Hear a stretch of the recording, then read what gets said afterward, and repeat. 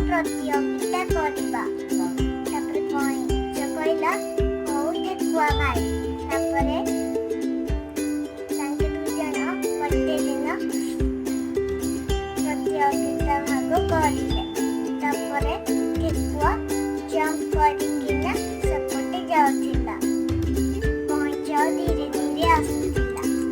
ତାପରେ ଠେକୁଆ କହିଲା କଇଁଛ ଭାଇ ତମେ ତ କେତେ ସ୍ଲୋ ଚାଲୁଛ। ତାପରେ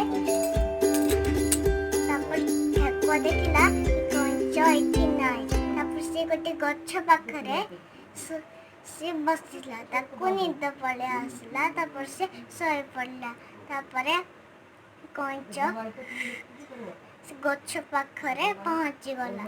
ତାପରେ ଠେକୁଆ ଦେଖିଲା କି କଇଁଛ ସେଇଠି ପହଞ୍ଚି ଯାଇଛି।